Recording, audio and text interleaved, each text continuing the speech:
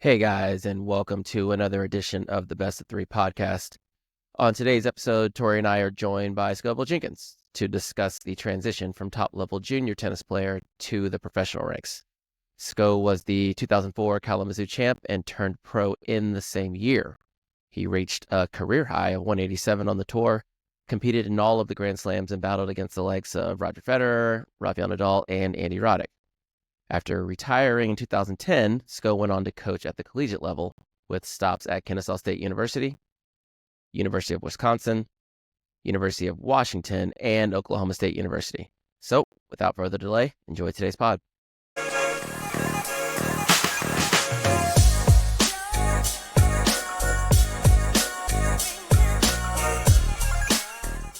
I know I'm going to speak to a lot of the junior stuff. You can speak to a lot of your pro stuff. If I'm not mistaken, number one in the country, Kalamazoo champ, first black player to win nationals. Number four, I think ITF was if I remember correct, was one of your highest rankings. I always say you carried Novak in that doubles team in Australia back in the day, getting ready for Australia. Alvin, small side note. I got my first and only coaching penalty in the Novak Djokovic Scoville Jenkins doubles match against Jocelyn Wana and Gail Monfils because a certain player was serving the ball so soft and kept apologizing. I told Sco to move back. We're at an ITF grade A in the semis, and I'm telling my player to back up, and the ref dings me for coaching from the sidelines. I'm getting the ding for telling him he's trying to do his best up there. But Novak's serve was like, man, sponge cake. I mean, I'm talking about straight up Margaritaville. And I tell you the truth, Alvin, that's a side note. That just shows you what I'm getting at. So you can speak to it later when we're asking the questions. But I say that to say, obviously he had the 5 slams that I went to with him there at the U.S. Open. He went to many others. Had set points on Nadal in 05. I would play that match every once in a while when I'm having a few extra beers. The most important part of it is one of the best players that I think the nation has seen, and I think he's a great person to have this on this talk show about the transition from top junior to pro. He did it well. He can speak to the perils of it. He can speak to having a coach that wasn't a top bona fide guy that helped get him there. I still feel like that's what held him back. But I also feel like he reached the Wikipedia says 177. You might know better, whatever your highest was. And I don't know what your doubles ranking was, but bottom line, that's some pretty tall cotton to speak to on just the highlights of some of your rankings and some of your results. I mean, that's an unbelievable introduction, T. I mean, I don't know what to say about that. Brother, you were there. You were there, and I appreciate you guys having me here. Well, we are. No, it's great to have you. It's great to have you. Yeah. And this is the first time, obviously the podcast is called the Best of Three, and usually Right. we do this in straights, but today we're going with 3, right? We need a full third, so right. this is going to be fun. And Sco, again, thanks for joining with us. And as TH kind of talked about in the open there, really wanted to talk to you, as we get ready to roll into the Australian Open. Things are kind of like, everyone's kicking off the coast. It's about to get real down under, but also, junior tennis is going to kind of pick back up here. College tennis will pick back up in the next few weeks as well. But we wanted to really talk about like the transition from high level juniors to moving into pro tennis. And like, so obviously as TH mentioned, I think it was 2004 you won Kalamazoo? Is that right? Yes. 2004. So, I kind of want to start there, and Torrey, you can help me out here. So if you win the event in 2004, maybe we go back 2 years, right? To age 16. If you were probably 18 at the time when you won it, maybe 17, but 17, go back a couple years. Like what does it look like to go from, hey, I'm pretty good in the section, to I'm making inroads on the national level? Obviously, you then you had a nice run in the spring, summer, finished it off by winning Kalamazoo. Kind of take me from Kalamazoo, I guess maybe back 2 years. What was that process like of starting to realize that, okay, I can do something here with tennis, all the way up to, okay, I'm on Stowe and I've won the damn thing. 2 years before that, I was really, really blessed and fortunate. First my dad begged Torrey to take me on. That wasn't an easy thing. And my game at that time before that was like in limbo. It was, I could be a pretty good college player. I was pretty athletic, but I had some deficiencies for sure. But my athleticism kind of let me get away with it at times. Yep. But when I met Torrey, right away, my footwork picked up, my intensity for everything picked up. The competition around me was fierce, and that was really practice at that time. In juniors, like my last 2-3 years, this was a lot harder than any match I played. The match was just a little more nerves, but practice became it became so intense. Like matches were very easy. Okay, so maybe help me put me there, like for, I guess, for the listeners who don't know you or don't know us, right? We were all in Atlanta at that time, right? You were over at East Point. TH was in East Cobb, I think, at the time, at UTA probably. Yep. So that's not, those places aren't close to one another. Right. So what was the decision making process, I guess, on the family side, that said, hey, we need to move our training from East Point up to Marietta? And then tell me a little bit about, like, you mentioned that the practice has picked up. What was that environment like over at, because I mean, I was at UTA around that time as well, but I think that was right after I left, because I graduated high school at 01. So this would have been like maybe right after that. So I actually met Torrey through this other guy that Torrey coached called Nathan Sachs. And we all know Nathan Sachs. No sucks. And we all have some great, maybe one other time we can tell some great Nathan Sachs stories. Those are some stories that will go down in my notes right now Nathan as our Sachs next stories. episode. Right there, number 6 is a Nathan Sachs episode. Hit that What money up, with your Nathan? chest, boy. Absolutely. What up, Nathan? If you're listening.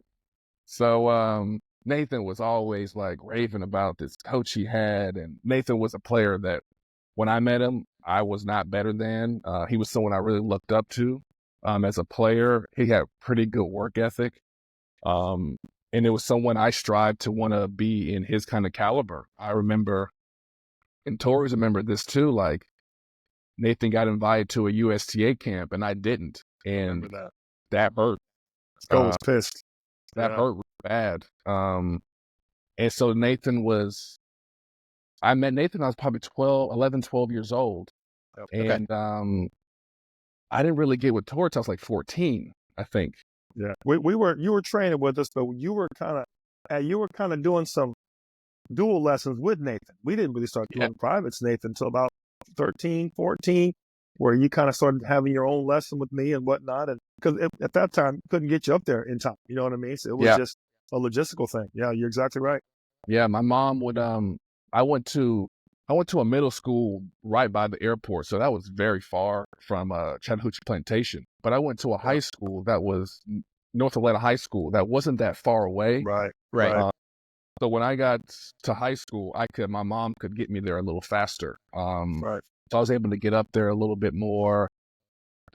Torrey, Nathan, and I would have these ridiculous Friday night sessions that were just, they were, when you look back at things and you're looking back and, wow, how did I get better in this? It was times like that, we'd be out there from maybe 6 p.m. to midnight. There were times it was past midnight. And no one argued, no one complained. The first time I ever beat Nathan was on one of those Friday nights. I remember that. Think of it ever as a tournament. It was that Friday night. I'll never forget that. Yep. Let me interject. And they were 1 and 2 in the state and 1 and 2 in doubles, and 1 in doubles probably for the next 5 years too, Alvin. So just so you can appreciate how good the training was, Nathan had the upper hand early. Obviously, Sco had the upper hand late, and continue to shift gears. You know what I mean? As he was going to do, but it was good for both of them. It became really a template. And need we forget Travis? You know, Alvin, your younger brother at the time was probably one of the best serve and forehands the state of Georgia had seen, you know, in a long time, and he was putting a smackdown on all the kids in the 12s. You know, Travis Owusu was the absolute truth. And so these guys, you know, it was a good field of guys. It was a good competitor for kids. The South had a bumper crop that year with a lot of good players in it. So you remember Bobby Cameron and obviously Ben Rogers and many others. You know, Cole Gaston, and Jermaine. We'd be the class ahead of you and the class that you had, let alone nationally. The guys like Phil and Alex who's nuts off, and there was just so many good players that year. Nikita, you know, I mean, you just keep going on and on about the top players, but I want you to finish Sco. But I just wanted to put in there, Sco was good.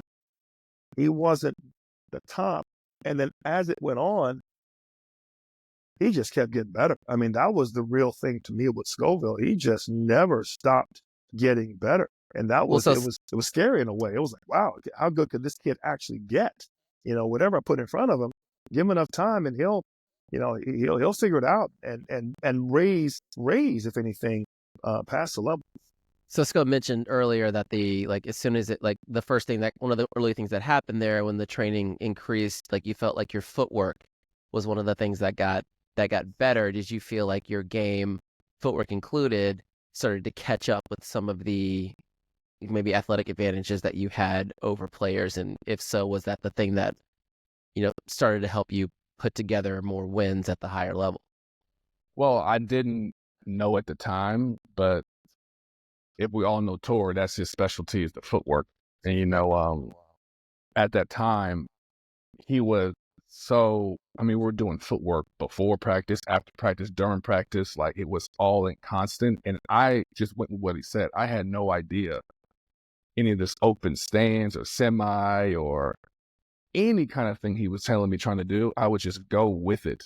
And I mean, we would work on like sliding, second serves, like kicking the foot up like the Rat Safin hitting back, and we were working on like this stuff. And it was, as I get older and realize now it's just about leverage. Yep. And like that was. What do you mean leverage?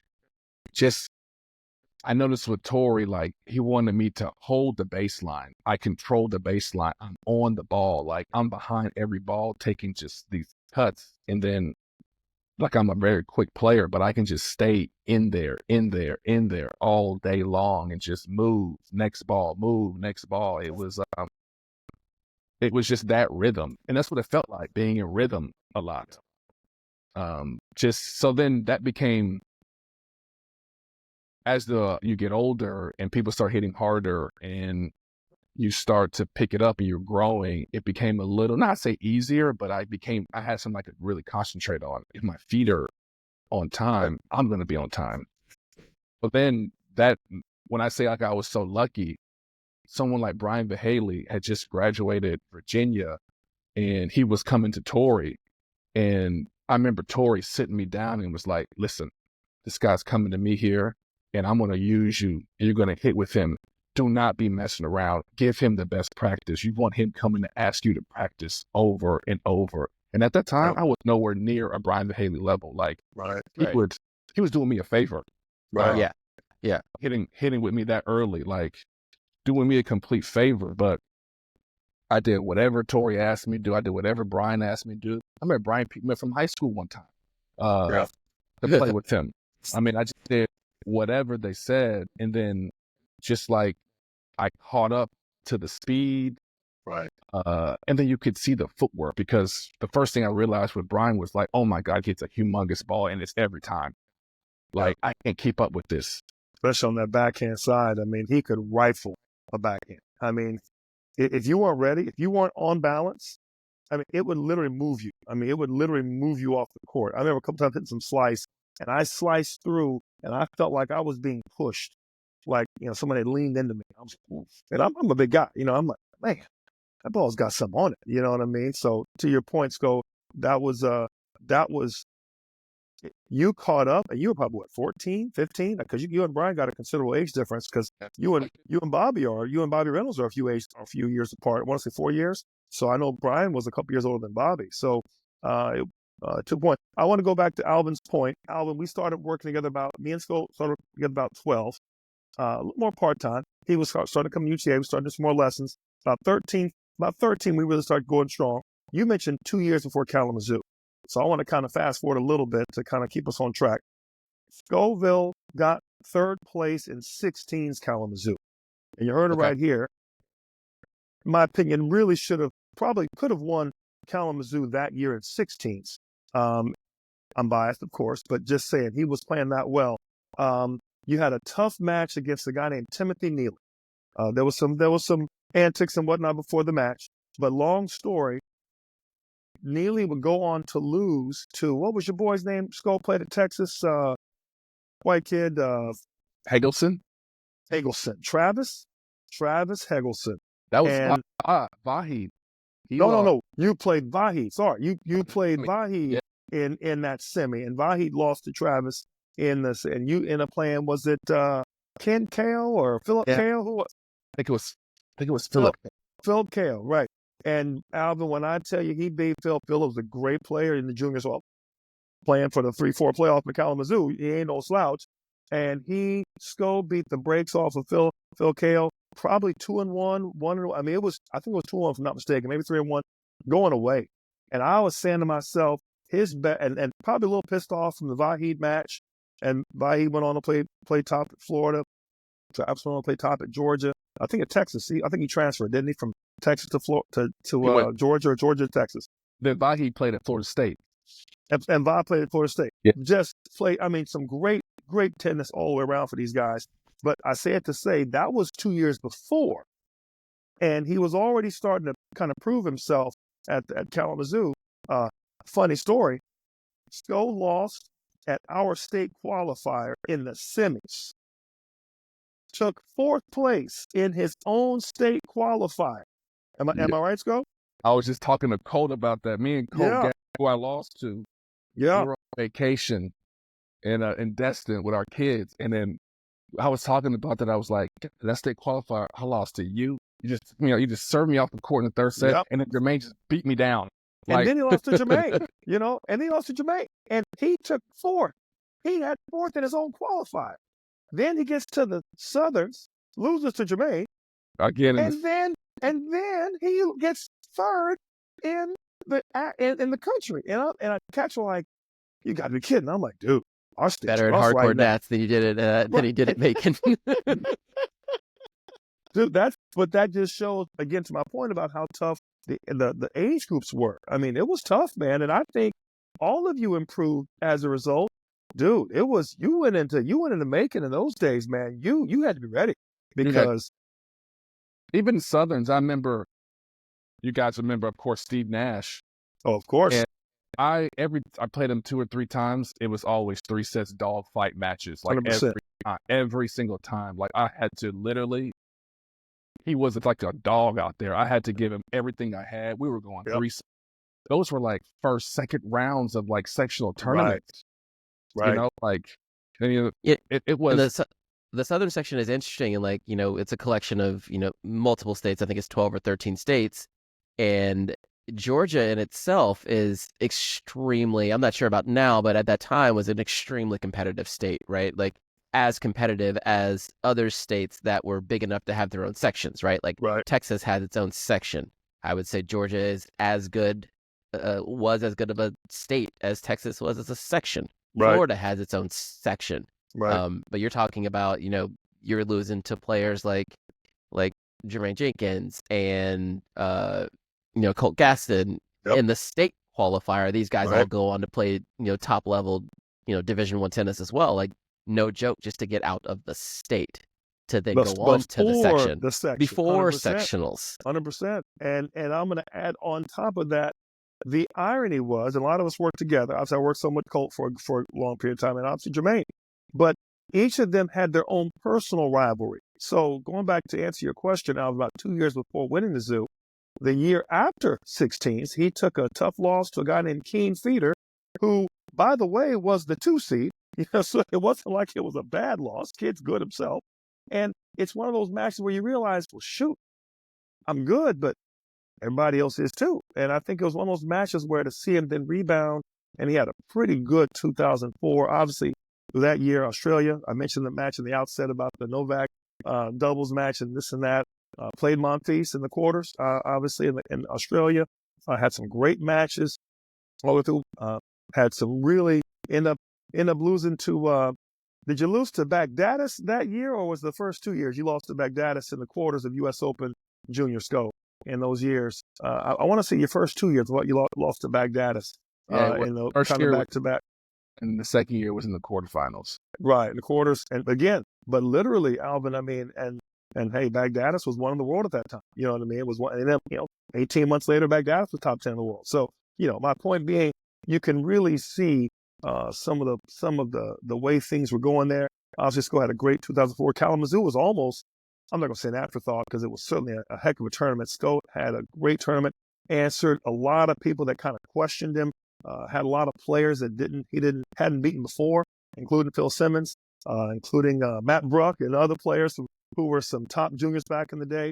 But I say it to say in that 2-year span, he really grew. He really groomed himself. Really got comfortable on the court, in my opinion. Skills were there. Skills were always there. They got more polished. Scoville started to really own and have a presence on the court. And you know how junior tennis can be. A lot of times your presence and your ranking, your who you are almost precedes you. You know what I mean? And I think, but you got to earn that. People aren't just giving that to you. And there's a guy that you had to beat to be the man. That right. And so from the Brendan Evans types to my main man, Kalamazoo's finest, Scott Algema. You know what I mean? And others. I mean, obviously, and Algema, who was a Kalamazoo native, and Phil Simmons, who I thought, and I say this to you, Sco, and you know what I'm talking about. Phil was a little better athlete than Scoville, you know what I mean? And just a phenomenal athlete, good move on the court. He was, in my opinion, the best black player in the country at that time from the States. And they had never played, due to whatever reason. And so that was a match they both played together. That was a big match for both of them. Was that quarters or semis? I can't remember. Was that semis? He beat Wayne Odesic, which was a big upset. Yeah. And Wayne had already gone pro, and it doesn't matter. So again, that tournament was ripe. So I say it's not to say that it was it certainly wasn't a walkover by any means, but by that point, still got quarters of Australia, semis and doubles with Novak. I like to say he kind of carried Novak. I'd love to get Novak on this show one time just to get his thoughts on that. I'm not saying it because it's Sco. He literally carried him in that tournament. Novak had returns and a backhand. And that's about it. And I don't say that. And I don't say anything bad about Novak. The brother is bad. I mean, the best player, the GOAT, in my opinion. We've talked about him, Sco, in previous episodes. The absolute GOAT. There's no denying it. Period of story. But I say that to say Sco got semis in Wimbledon, and with the hurt hamstring, might have played Monfils in the final.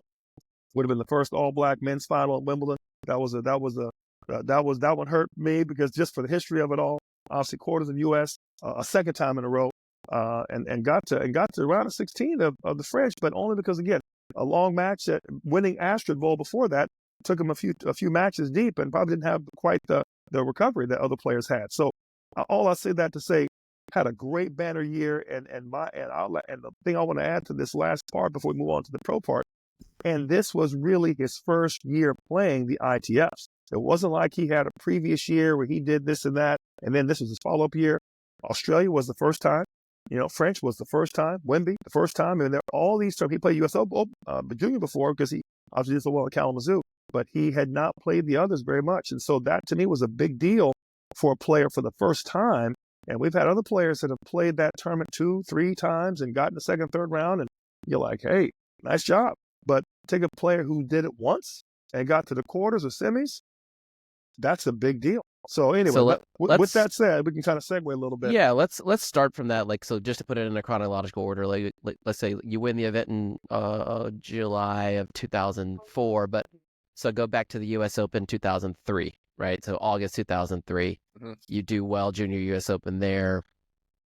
Funny enough, I run into you. So I'm 3 or 4 years older than you. And I remember I came home from fall break and I was helping out Tori at North Fulton Tennis Center. And I'm calling it North Fulton Tennis Center because if your mama called you North Fulton, I'm going to call you North Fulton. And I remember I'm out there with some of the kids, and I'm in college at the time. Like, I've hit a decent ball at that time. I'm a junior in college.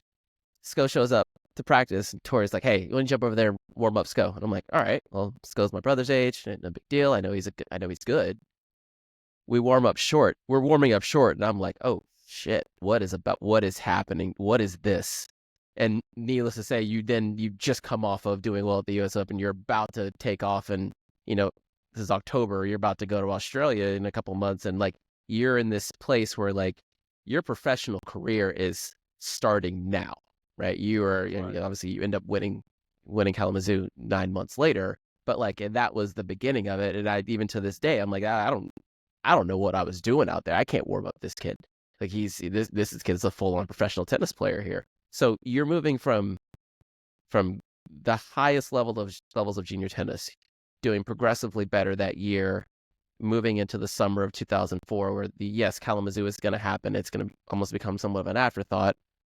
I want to know about your decision-making process of like, okay, you mentioned earlier you thought you could be a good high-level tennis player in college, but now how is that calculus changing, and what were some of the things that made you go, okay, maybe college isn't for me right now. I need to go do this. Oh man, after so that 2003 Junior US Open, I lost to Big Dad in second round. I went through some really tough qualifying matches, and there were some really good matches. First round, beat Jared Chirico, played at UVA. He was a top 50 ITF kid at that time. But when I played Big Dadis, I really shocked myself. Like I went 7-6, 6-1 or 6-2, and to go 7-6 and like have chances to win the first set, I shocked myself. There, I did not know what going into that Junior US Open. It was just like, I know I'm good, know I can play, but then I was like, I think I can play with the best in the world here. Like, I remember being up close and seeing these guys I watched on TV, and I was like, they don't hit that big, Like, I remember just seeing like the first time those P1, 2, 3, 4, 5 practice courts and watching these guys hit, and I was like, they don't look that amazing as like I pictured or I'm watching on TV. But, like who? Like do you have anybody in mind that you can think of when you're making that statement? So one person who is one of my favorite tennis players, he was kind of when I remember that 2000 Junior US Open, he was one of the best players in the world at that time. He was the first person I saw hit on that practice court was Leighton Hewitt. And the first thing I saw was like, he hasn't hit the ball that hard actually at all. Yep. Because as a junior, you're thinking these pros just smack the crap out of the ball. Yep. Don't. I was like, he didn't hit the ball that hard. And I think he either won it or he finally lost to Roger or something like that. He was still top 3, 4 in the world. 2003. Yeah, that was that. It's like 6-1, 7-6, 6-1, like drubbing in the fight. Yeah. Yep. But it was and then I started to mix in some futures as well, and wasn't really that successful in the beginning with the futures, like losing in qualies. Like I wasn't really getting main draw very much. But like you tell juniors, all these matches I was playing, I was just getting better. And I was learning from them. And I was just learning and I was watching how these top players, junior players, top college players, how they would carry themselves on and off the court. As a junior, I won a lot. So when I lost, it was pretty like upsetting, like, and as a professional early on, you're losing quite often. You have to learn how to lose and move on and learn from it and move on. And that was something that was pretty hard when you're a really successful junior. And because as a junior player, you're like, I'm the best in the world. That's going to translate to the pros. I'm going to be the best in the world there too, because I'm winning. I'm going semis of Junior Wimbledon. I'm going semis of all these tournaments. Like, I'm winning futures, all this stuff at my young age. Like, of course it's going to happen. And then it's kind of, the pro and the juniors is so, everybody that I play with in juniors, I almost play with the same ones in pro. Like I'm the same with Djokovic, with Murray, Monty. You got like the Pablo Andujar, Fabio Fognini, Yeah. you know, guys like that. You know, like I seen him. Juan Martin when you beat Juan Martin at Wimbledon, Delpo. Tonga, like you see all these guys, and then like, you know, everybody as a junior, you're in the locker room and you all want to go pro. Everybody wants to be a pro, and everybody thinks they're going to be the best ever, you know. But those junior slams, they're actually a false sense. Like, what do you mean? It's great to play them. It's great to be, you know, top 10, whatever in the world. But that doesn't mean you're going to be a pro. It's actually like, doesn't show anything. You know, it just shows that you can play with these players. Right. You know, the next step is your mental, you know, and what you have around you, you know, the team around you. What country are you from? This all matters now. The wild cards, your tournament schedule, what surface you like to play on. You know, in 2003, 2004, it was a lot different than now. Like, tournaments were scarce, especially challengers after Australian Open. So you had to really make sure you had a good schedule and you weren't missing out. Right. So when you say the challengers, okay, so that's really interesting. So Australian Open wraps up, let's call it February 1st. So from February until about when did you feel like there was when you say there was a lack of challengers for American players, like within the United States, or lack of challengers kind of everywhere? So right after the U.S. Open, Australian Open, the ATP, you had the 500 in Memphis. 500 is very hard to get into. I mean, you have to be top 150 to get into qualies. Right. It was darn near a low-level ATP event. Yeah. The San Jose's, those were hard to get into. And then if you go up to Europe, the Rotterdam is like ridiculous. It's like top 80 to get into Rotterdam. Yeah. And then there's just places like Morocco, they have some stuff, or South America, but do you really want to go mess with those guys like that down there? Like, it's just another level. And it's just another thing to mess with, these red clay quarters that just play on the red clay all year long. Yep. And so the challengers, I remember at that time, right around like Memphis, San Jose, they had some stuff in Mexico. But it's altitude. It's tough. Yeah. I remember one time I went to go play challenger in carpet, Serbia, carpet in Germany. And then on this slow indoor court, I played like Manarino on this indoor court in France. And yeah, that was my first taste of Manarino. Indoor court, the ball didn't bounce. And I was like, but the ball's not coming up at all. And so the carpet, that was my first time playing on carpet. And I think I did my best, but I was just like not ready to play on carpet, not ready for what that brought. The first week I had to really learn how to play on it. I had to learn these kickstarts aren't going to work here on this carpet. I got to figure out how to serve here. And so like your schedule just becomes so important. When you're a good junior, really good junior, ITF junior, you're kind of playing a pro schedule a little bit. You really are. That's a good point. Because their schedule matches the pros. You know what I mean? Your surfaces, the big ones. You're always gearing up for these slams. And there's always something before the slam. Yep. You're just gearing up to do your best at these slams here. And to your point, Sco, and you know you're in because your points, your ranking, you're in that tournament. So you know your schedule. And I think to your point, and Alvin, I'll chime in with him a little bit on that.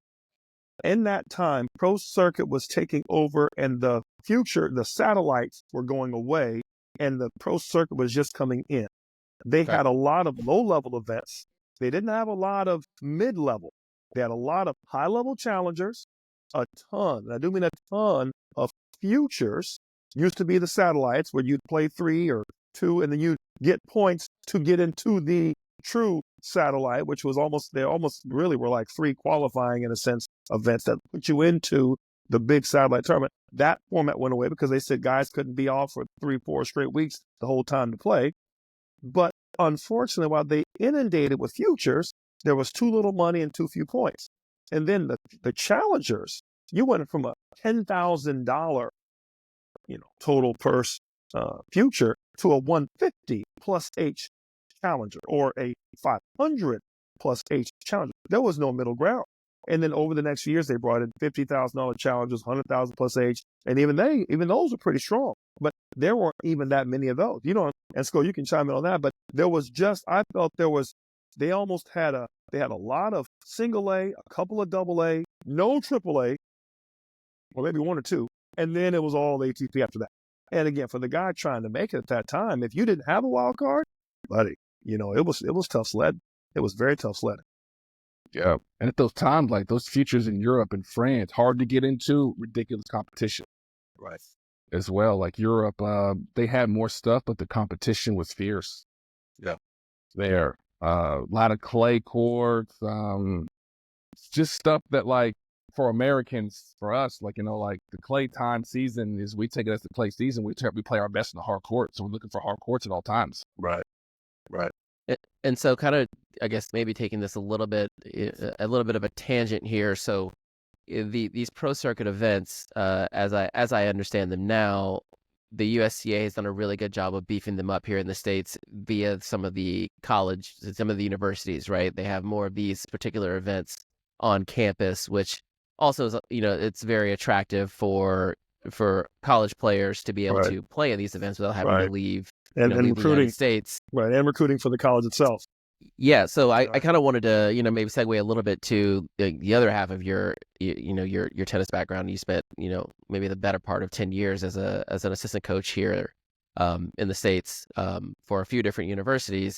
Do you feel that players now who show that promise, maybe the exact same position you were in when you were, 17, 18 years old, having to kind of make that transition from the ITF, the ITF tournaments into these pro circuit events, if you had to do it all over again, do you feel like college players now going the college route, they're better served than you were at that point in time? I think these colleges now have resources that are unbelievable, and they were way better now than they were when I was coming up. When I was coming up, like if you were ready to play, you wouldn't play pro. Like that was just it. Like college was kind of like, I don't know, maybe you're ready. But I remember Torrey wanted me to go to college. I took some visits, and I remember Torrey was pushing like, don't put college to the side. Like give it a true thought here, and it was more of like, you can still play. You can develop as a person, you can see some new things, but you can still get the high level competition. But I always tell kids, like if you're going from juniors, picking from pro to or go to college, it should be clear, as in the money should tell you what to do. If you're getting contracts and money, you're going to go pro. Because professionals get paid. So if you're getting offered contracts, then you're a professional. But if there's no money, if you're not from a country that has resources, the coaching, where you're going to train, then it's pretty clear to me. Yep. It's either I have what I can do to make it because it's so hard, or I need more time, or I need more resources, and then it should be pretty clear. It should be a pretty clear answer. So on the resource side, you mentioned the schools now have resources, right? More resources. You mentioned right now if a player's coming out and having that decision between go pro and go to college, they should have, they should be getting money from I guess maybe sponsors, whether that be clothing or rackets or whatever. And then you said some of the other countries are better resourced as well. When you say resources, can you break that down a little bit, maybe across those particular categories, like from the colleges to the countries and federations to, resources for an individual player on tour? So good example is a country like Czech Republic, pretty small country, but tennis-wise, humongous men and women country. I coached a few of them when I was coaching in college at the different schools I was at. So I went over there a lot in the summer recruiting, and I remember going over specifically to this one club called CLTK. Beautiful club. They have a stadium to host they host Davis Cup there. They host ATP events. That's in Prague, right? In Prague, yeah. Is it right there on the water, like on the Right there. Yeah, Yep. yeah. I was in Prague last summer, so like, yeah, I know which one you're talking about. Beautiful place. They've hosted. I've been there watching the Challenger, Davis Cup, Fed Cup, WTA event. Yep. Yeah, it's the pros that play out of there. So I've gone there a couple times to watch a few different kids practice. So I remember one particular time I came to watch a kid practice. This was in the probably January in the winter, and I went there playing inside, and I noticed there was like one court for every two courts, but there was nothing. Nobody was messing around. You could tell the level based on the court, who was who was what. The kid I was actually watching, he was playing with the pro at the time. I forget his name, but he was like around 100, 150 or something like that, and he wasn't bringing it. And that coach kicked him off the court. And I remember this because I was like, I need to watch this play. And he's like, this is like an honor to be out here, and you're not bringing it today. So you got to go. I got to get somebody else. And there was no conversation. There was no like, what are you talking about? It was. So I say that to say a country like Czech Republic, that coaching like that, like, that's pretty good backing right there. You're going to get, like, I've seen just great coaches there. Now, I don't know what the federation does financially for them or anything like that, but I coached a kid at Oklahoma State who was 1 in doubles and top 5 in singles from Czech Republic, and he would just tell me the stuff they would do in practice and how they worked, and I was like, no wonder this country produces so many good players. Like, it's just no BS. You know? And is that set up like, would it be the equivalent to one of our like national training centers, or would it be more of an equivalent to like one of our private academies? One of our private academies. Okay. Like, this was a club, like, in some of these countries like that, you're either well off and you're not. Right. So it's a very nice club, and a lot of these kids will go here, like, they produce so many good players, so they come here, and there's just so much to hit with, but there's just no messing around here. And then there's each stages for coaches. Like, you move on the stage as the next coach in this next group. Right. And I just remember watching like this practice, and I'm like, if you're coming with this intensity every day, like, you're going to just get better. Yep. And then Go ahead.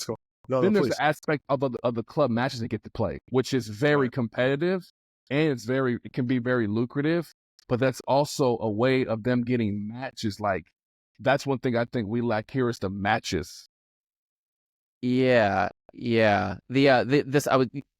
you could explain the club system a little bit in Europe, because I found out about this very recently, maybe in the last 9 months, that each club has like, effectively a team of X amount of players, and they're playing against other clubs, but that these they're playing for money, and you get a lot of your lower ranked professional players, or like also like, someone who's 300 in the world is actually playing on, the Cherokee club or whatever, and they're making money, which allows them to travel a little bit more. Is that about the right read? It is. I recruited a player. I went to watch his club match in Denmark one time, and Jaakko Nieminen was a player on his team. Now the team he was on wasn't good enough for Jaakko Nieminen to come out and play. Okay. But that's the level, like, that you're watching. Is there's a professional on all these teams. Right. And they're getting, like, some of these clubs get like 10,000 people to come out and watch these matches. Oh, wow. Right. Yeah, it's a pretty good environment. Like, they want to win. Right. I was going to say, and this is where my tangent kind of come in, as what you're describing to me, and I've heard about the Bundesliga for a long time in Germany, and all not just the level, and the money, but also the preparation. You're being groomed, to be the next top player, or to be with that next top player. I remember when I was playing way back in the early 90s, our top player at Georgia State played club tennis and was on the Davis Cup team for what was then Yugoslavia. And he was behind guys like Ivan Izovic and guys like, who was the guy that played right behind him? He didn't play very long, not Cilic, but similar player, smooth game. Mario Ančić. Mario Ančić, thank you, Mario Ančić. And this guy was number 3 on that team, coming from Yugoslavia. So look at the level he's seen. And we used to talk about it all the time. He would just say, you just don't understand. He was like, in Europe, he was like, there's pro tennis. There's a pro tennis circuit in Europe. And then there's, and then there's club level. And then there's the ATP. He was almost like the club tennis was that strong. You know what I mean? So he was like, a lot of us just can't afford to go travel outside of Europe. He says, but in Europe, club level, he says, club level is where it's at, and so this kid was probably, 250, give or take, ATP, but not making enough money to travel, but was well taken care of over there. And he just came over here just to go to school, and so I say it to say, the question I have for you, and then I've got a couple of these kind of rapid fire maybe questions for you. What is the American junior ready for top college, seeing as how he misses that, right? Doesn't necessarily have that. It kind of skips that a little bit, doesn't have it. Is the top 20, top 50 even, American junior really ready for top college tennis? I think it depends. Now, what the Americans do have is they already played a lot of team sports. Okay. So they understand the team aspect a little bit. Some of the Europeans, sometimes it takes them a while to understand the team aspect. As far as like, this guy threw his racket on court 6. We're all running. Well, he threw his racket. Why am I running? Right. Like sometimes they don't understand the team aspect of some stuff. Right. And I'm not saying that's all of them, but sometimes the Americans get the team a little faster. It's just, I can want the tournament you play. I'd say if you're a player, you don't play a lot, you're not going to be ready. Okay. But it just depends on how much you play. I tell kids all the time in college, I go, the best time you can get better here in school, when you're in school, is in the summer, when school's not bringing you down mentally. Right. So like someone like Ty Tucker, when these kids come on a visit, he asks them, what do you do in the summer?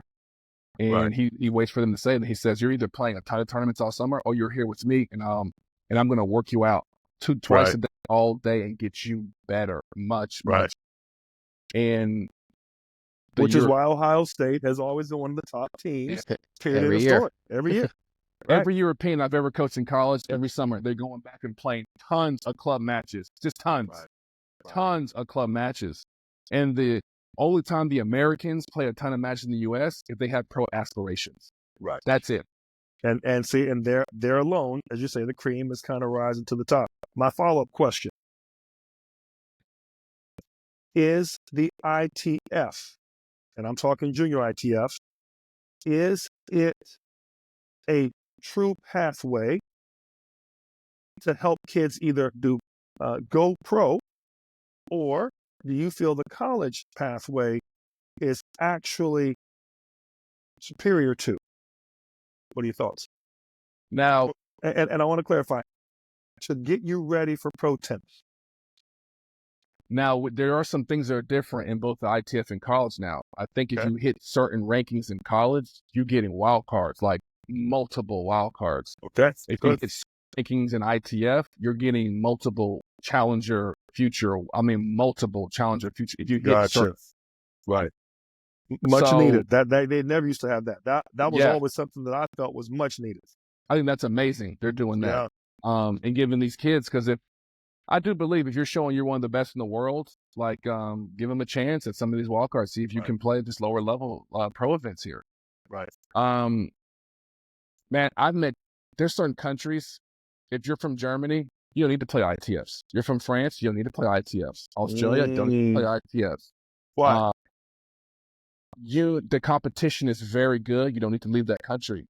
Wow. In Germany, when I was recruiting kids from Germany, I was recruiting them on men's national ranking scale. Okay. So I worked down here with the guy Tobias Clemens, played at UCLA, very good player, 4-time All-American, I think top 200 ATP in the world. I asked him, did you play a lot of ITFs as a kid? No. Did you homeschool? No. I go, well, how did you get? I go, did you go play first and show these coaches you could play? Like, what was your junior German ranking? Like, how did you go to UCLA out of high school? His German ranking was like, I think he said it was like 20 or 30, that's extremely high. Right. For the German ranking. I'll give you how high that is. When I was coaching at Wisconsin, if your men's German national ranking was around 120, 125, that meant you're going to probably be a pretty good college player. Wow. So he was 20. Like 30 or 20. Wow. And so is that a ranking system in Germany where they're taking like every Right. man who plays Zverev high is level one. 10, like Zverev is one, number exactly. one. Thank you. You Yeah. can go on this ranking, which I went on nonstop all the time, and Zverev is one, and it's all the way. It's from 1 to Right. like 700. Okay. Someone like Dominic Kopfer out of high school was ranked German national ranking like 500. He was not very good. I remember Played Martin at Boyd Baylor, right? played Is that at right? Tulane. Tulane, the other was one. The green one in the country, 3 straight years in college, and obviously a very good professional. And I remember Martin Boers telling me, like, I went over to Germany, I wasn't recruiting him. And this guy I was with, he was just like, take a look at this guy. And he was like 300, 400 in Germany. And I just remember, he's like, he was really competitive. He had good pedigree and he was a good student. I was like, sure, why not take him? And he was 400 or 500 in Germany, not very good. At that time, a school like Tulane still, when Boris was probably getting them going. Now, he probably did not give him much scholarship, being 400 or 500, that low German ranking. But if you give a guy like that scholarship, you're taking a big risk because he hasn't shown very much in his country. Right. But the point you're making, he was that good and didn't need ITFs. He didn't. I got like Yannick Hoffman. I think he's still playing now. Played at USC 4 years. USC, yeah. He came into school like I think 20 or 15 German national ranking. Not many ITFs either.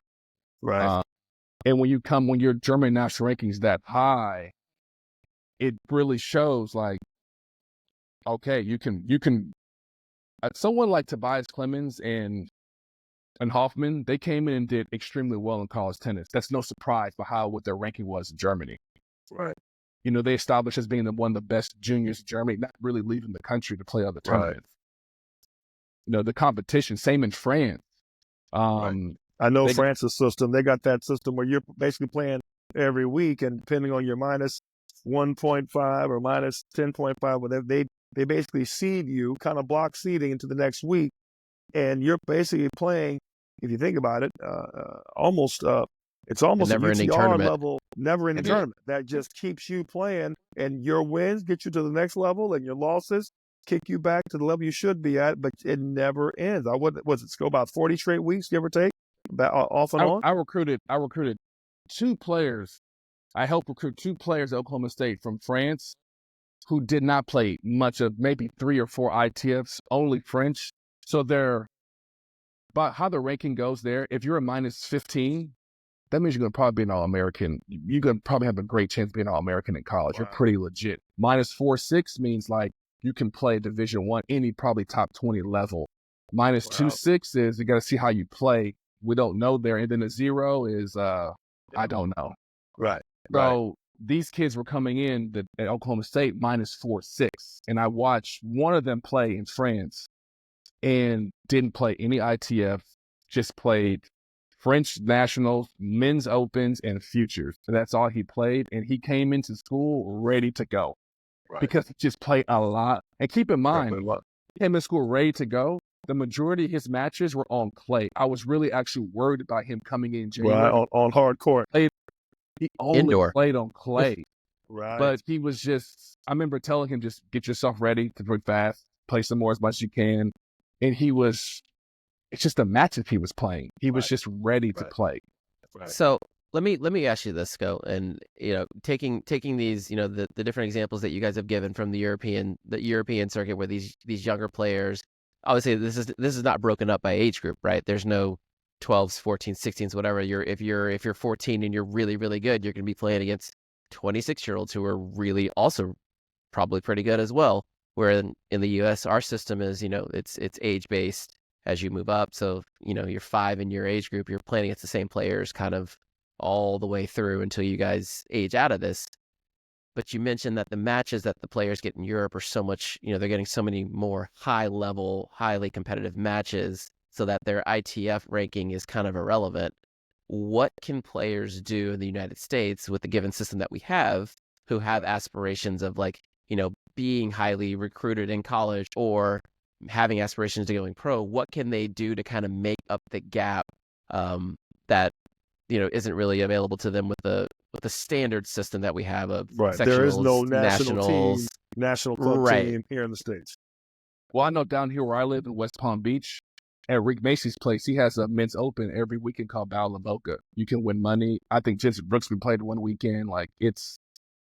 And then now they have these PTTs. These kids can play where you can make money. I think you have to be a certain UTR, but you're guaranteed like a few $100 just to show up. Okay.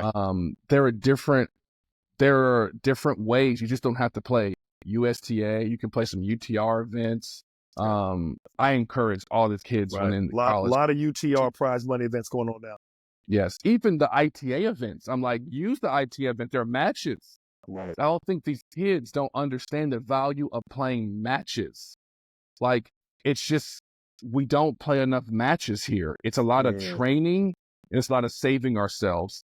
And then we can, if you want to right now, get into the whole UTR craze that we're saving our UTR. If you go on all these nationals, super nationals, back draws are just like kids are flopping nonstop. They don't want to play back draw anymore to save their UTR. It's a travesty. Right. And I go and watch and I see like one kid I was coaching playing clay courts. He's having a walkover in the back draw every day. Every day someone's pulling out. Yeah. And we're missing the big point is the matches. Like when Torrey, when I played the third against Philip Ko, I played 3-4. I did not want to play 3-4. I was really upset about losing the day before. I could care less about getting some bronze. And I remember Torrey sat me down and was like, we're going to see how much of a man you are today if you're going to step up and play and not be mad that you lost here. And he was absolutely right. Like, I would eat, if it was my choice, I'd be like, why am I playing this? This makes no sense. I don't want to play. I came here to play it. What's the point of playing this? It's the matches. And we're missing those matches. Like, I'm going to add on to that and add one more accolade. Alvin, Scove got a wild card into the quali that year. I feel that Philip Ko match, and Philip's a good player, put him into I'm pissed about the tournament, but I finished off well. He qualied and won 3 matches. One kid was already top 100 ITF. Scove was not very good ITF at that point in time, hadn't played a lot of ITFs, and went on to win 2 matches in the main as a 16-year-old. At the U.S. Open Junior, we're going to lose to Baghdad. I said, was it second round? I thought it was maybe third round, Scove, because you beat a pretty decent seed in that tournament. I want to say 5 seed. I want to say you lost round of 16 to Marcos. Long story, 5 matches out. If memory serves, 5 maybe. Marcos would have been his 6th match at the ITF level literally 2 or 3 weeks later. So I always felt that Philip Ko match kind of let him know that semi with Bahi was a little tough. Hey, let's get over it.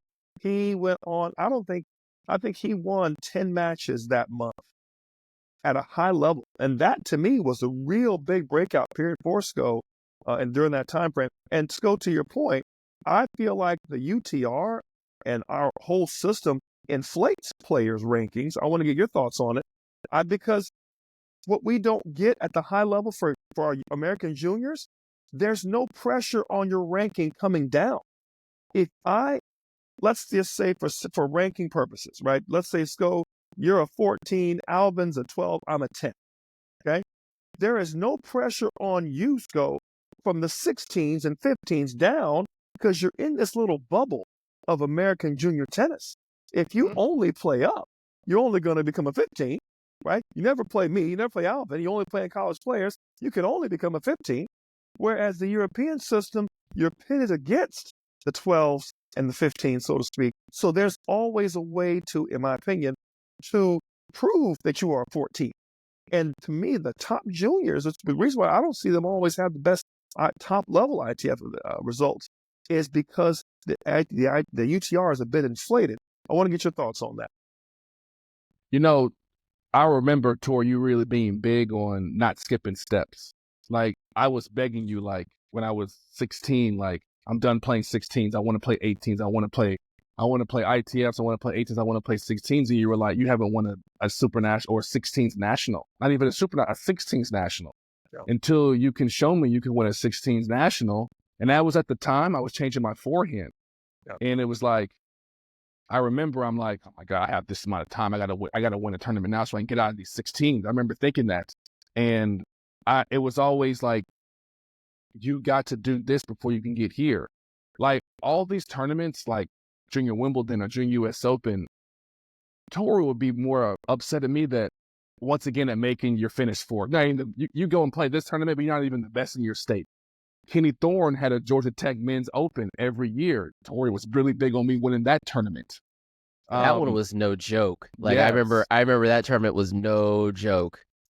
So the holiday tournament, yeah. Some of the best in not even the city. Pros. Michael Yanni at Duke was coming to play that. I remember I lost. Pros are playing it. Top college players are playing it. Former Tech alum came through and shot to play the Dubs. So it was big time. I mean, so there was like, it wasn't like where the goal was these big tournaments here. Is like, dude, you're not even the man in your own city. Like, win these tournaments. Like that holiday tournament, I remember when I won it, that was a hard time winning that tournament. I think I played for Haley in the tournament, actually. Yeah. And I remember, like, that was hard winning that tournament. That week of just, like, I had to give, it was like playing a pro-level event. And those are how you get better. Those are matches like that. Because I'm not going to that match like, this will help my UTR. This will help my ranking. If I win this will go up. If I lose this, it'll go there. Like, I'm playing some of the last year I played the Georgia Tech tournament, that holiday invite was every match I lost was going to, if every match I played, I'm expected to win. So if I lose anything, it's terrible. Yeah. You know, so that pressure as well, these kids will know how to play with pressure. Yes. They know how to play with being the man. You know, like, it's harder to be the man, to be haunted. You know, like a lot of kids don't. And I see that with kids like, I would see a lot of kids when I was recruiting, Americans, and I'd be talking to them on the phone. All right, once we give you a tournament, are you going to be playing Kalamazoo? And they're like, no, I'm playing this ITF, that ITF, this ITF, that ITF. And I'm just thinking, why you just dodge the competition? Dodging strong. There's no way you should be not playing Kalamazoo. This is the biggest tournament for any 16, 18-year-old junior in this country. You know, like, there's no excuse not to play this tournament. Right. No excuse. So that's an interesting one, and we're coming up on time here, and I feel like we're gonna have to get back into this conversation, or a different flavor of this conversation. There's so much. I've got so many notes written down here, and so many really, really interesting things that you've touched on, Sco, that I feel could be their own episodes in themselves, and probably will be in the future. Assuming you want to come back and hang out with us again. But there's a little thing I usually hit TH with at the end of each one of these episodes is I like to call it Coach's Corner. And so as the guest, I'm gonna take a trip to Coach's Corner with you, and I'm gonna ask a very poignant but broad question, and maybe both of you guys can chip in here. Let's say we go back to 16-year-old Scoville Jenkins, right? Yeah. But Scoville Jenkins is 16 in the year 2025. How would each of you, as coaches, approach the next 12 months for that particular player, that high level, top in the section? At that point, you're probably top 20-ish, 25 in the country. Like, you're like, okay, I'm going for this thing. How would you handle that player's next 12 months? It's a great question, actually. And that's my job here. Yeah. Great question. You want me to go first? You go first, Torrey. Yeah. Here's what I would do. This is a funny story, and it'll segue. There was a time, Alvin, when Sco was signed with Octagon, that they were talking. At the time, one Jose Ugaris was signed on with Octagon, and there was a handful of American players. Scoville was one, and they had 3 or 4 other European players. I think Monfils was in that same conversation, Andy Murray, and so on. That they wanted him to become the coach of this little group, and they were going to be coaching. He was going to be coaching them, taking them on the tour, playing some ITFs, playing some pro events, of course, and all that. Obviously, sent him home. almost their own little, if you will, USTA, their own little octagon travel team, so to speak. At 16 in 2025, having and Jose Higueras of that caliber now, 2025, I would have done everything in my power to put the 16-year-old Sco with that group and hope they based out of Spain, hope they based out of France, based out of wherever, to Sco's point in this discussion, to put them around that level of competition and that level of teammates to where they would grind and work for the next 18 months. And I think Sco in particular and the rest of the group in particular would have all made, not just made top 100, but the group of them would have been probably top 20 to top 50, with a few of them having some chances to be with the current group, top 10 for sure. With the group that he played back in those days, with the GOATs that we've had who've just retired and who are kind of approaching that retirement, I'm saying top 50. So they would have been top 10. Maybe a few of them even had a chance to be top 5 and winning a slam.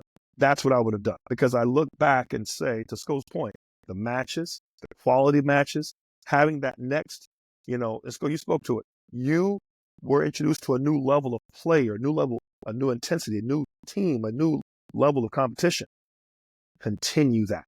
I always felt we never had that true level when you came back home. And so to me, that's what I would change as a coach, was to reinvent that next level for him with those players, that level of coach, and be able to have the country, the system, the pro tournaments, the club level, be able to be that backdrop. That's so Torrey. Let me double down on that. Then you said Sco never had that level when he came back home. How would you, and you were his coach, how would you change that today? Same situation, Sco comes back home between events. How do you recreate that small, intense training group with what you've got or where you are geographically? I would have had to become an assistant coach at Tech or at Georgia to get that level of players. I think what Brian Shelton did at Florida was indirectly and directly affected Ben phenomenally, because he had those level players in his back pocket. And again, junior players playing with college junior players playing up. Ben was a pretty good junior player that became a top junior player, hitting him with Tag's college players, Gotcha. at UF in Gainesville. So and I thought about that, by the way, as something I was willing to do. It was just something that I look back on it, and those are one of the things I said, I should have done that, because that would have gave him the level of those type of players to play against. So that's, to me, is the only way to create it nowadays. Or, and Sco, you remember this, Judy Murray took Andy away from LTA and took him to Spain to train on the clay with those players and train over there with those guys and rip balls. Took him out of the system where he was one of the better ones and said, hey, put him with the pros. So anyway, I want to get to Sco's answer, but that's what I would have done, is to recreate that pod, if you will, recreate that group, almost the next academy, his true next level, and give those guys, all of them, but obviously Sco in particular, give them the best shot to see what they can do. I kind of agree with Torrey here, and it's just kind of putting yourself around that. Like, I really needed someone to show me what it was to be a professional, and not a professional tennis player, a professional athlete. And that's how you conduct yourself working out, recovering, even like how to take care of your mental, to make sure you're not crashing out and you're going tennis too much here, but being around, people just to, like, especially professionals. I remember after I played Andy Roddick at US Open, I went to his house for about a week, and then I went to Davis Cup hitting partner with him for about a week. So I was with him for about 2 weeks, and I got really lucky when I was there. Mike and Bob Bryan showed up, Marty Fish showed up, so the practices were like really, really intense, man. We're doing 2-on-1s with the Bryan brothers, and I remember playing with Andy 2-on-1s, and I'm like, I'm not playing that bad. And he's blaming me for everything, And then they were like, dude, we just don't miss volleys, Like, I remember, I'm just like, it's just a level. And I remember just every day just catching on a little bit more, catching on a little bit more, catching on a little bit more. And there was just nothing. I wish I would have picked on this earlier. There was nothing like spectacular they did as far. I mean, Andy had humongous serve, big forehand, just ridiculous game. But it was that. But the really thing that these guys really did was, and all these great players do, is they able to lock in. Like when it gets tough, they trust in themselves the most. And a lot of times I was faltering with my confidence of trusting myself all the way. And I noticed these players, they trust themselves in the most crucial time. And if it doesn't happen, oh, well, give me another shot here.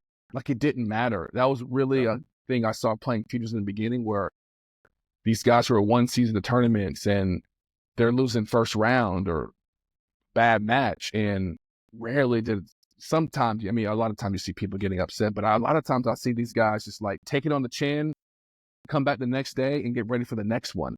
You know, I really watched that, and how, you know, you're playing so many weeks, and it really helps when you can be around somebody that's doing it or has done it. Look at Zverev. He had an older brother that he watched his whole life play juniors and pro. Helped him a ton. He saw that level as a young kid. Alcaraz, his father played a little professional tennis, owned a tennis club. You know, and that connection probably got him with Juan Carlos Ferrero.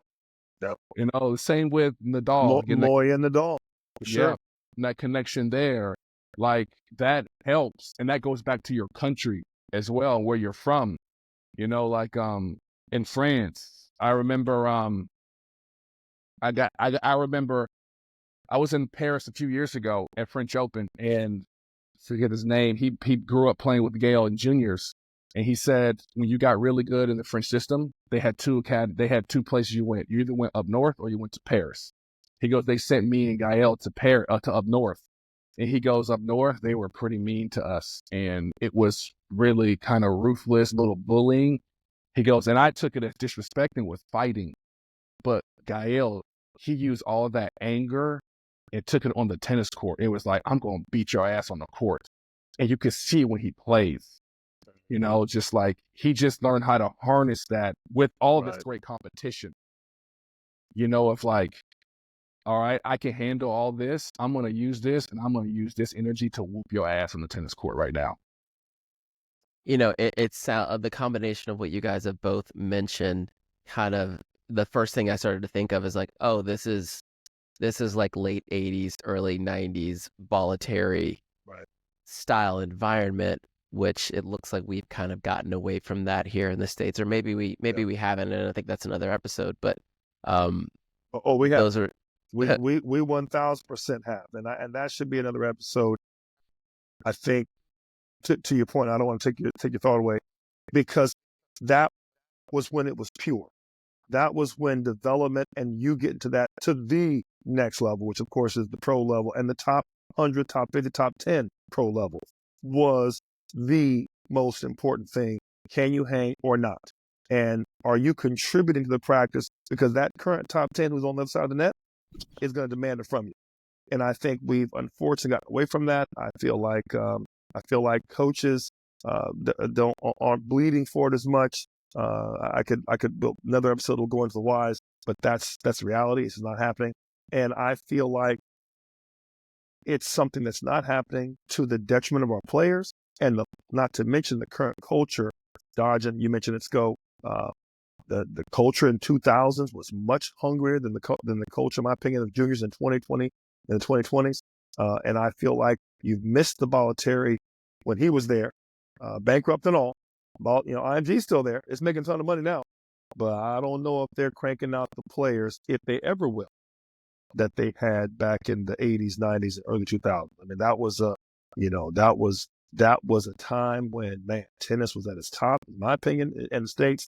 And I do this. Go join us for the next episode. I want to talk about what you've seen both as an associate head coach, top junior, or pro player, about the American tennis kind of the journey, what you would change, what you keep, what are other countries doing better than we are, and we might just have to touch on that on the current USTA direction a little bit without getting too deep and getting too much in the weeds. So if you would join us on one more episode, we can get into this a little bit further. And Alvin, as always, appreciate you moderating and keeping us on track as best we can. Absolutely. Torrey, thank you for joining me once again. Scoville, this was fun. Anytime, guys. Anytime. I'm gonna hold you to that. Absolutely. I want to All see though. I want to see a Travis Owusu Scoville Jenkins rematch at 25 years later. That's my one. Travis owned me in juniors. I want to just see the tie break. I got a funny. Travis Before can't we play leave, that. I got a hilarious Travis story that happened to me when I was a junior. Okay. I was telling my wife this before. I think we're playing. I forget what we're playing. We're like 11, 12 years old. And Travis and I had some knockdown, drag-out matches. They were push fest for sure, but they were long push fest. And Travis would do anything to win. He was loud. He was dramatic. I was too. Like, we did not want to lose to each other. So we're waiting for each other. We're waiting to play. And he's like walking back and forth next to me, like walking back and forth, looking at me. And then he just walks by and says, "I'm going to beat your ass today," right in front of my dad, right? And it like shocked me. It shocked me. It took me out of my game. Travis beat the crap out of me that match. It took me out of my game because I just could not believe he just said that. That's hilarious. He took me out of my game. I was already like, I mean, Travis and I used to play some ridiculous, like we were young, so they were push fest, but they were just beat. Whoever lost the point was rolling on the floor. Right. It took forever to get back. You have our parents like, come on. I mean, parents are on the side. If you keep acting like this one more time, I'm taking you off the court. Like it was it's during those times. That's a hilarious story. And my brother, I don't think we've talked about him on this show, but his brushes with greatness. Obviously, you go on to do great things in tennis. He was also a middle school teammate with Jody Meeks, who played in the NBA, and Josh Smith, who played in the NBA, and Dexter Fowler, who also Rookie of the Year in MLB, Jordan Brand athlete, 3-time All-Star, World Series champion, the whole deal. But he was the same with all of them at that age, exactly the same. And talked as much trash to all of them, I'm sure. Oh yeah. And I think each of them has a similar story in the other sport. I promise you, that was Travis. Yeah, that was Travis. That's Travis. Shout out to Travis, man. Shout out to Travis. Shout out to Travis. We'll get him. He's always around. We'll get him on the episode one day. But again, thank you both of you guys for joining us tonight. Absolutely. Another one under the lights, and we'll get back at it soon. Absolutely, right. Alvin. Thank you, Sco. Good catching up, brother. We'll talk soon. All right. Later, guys.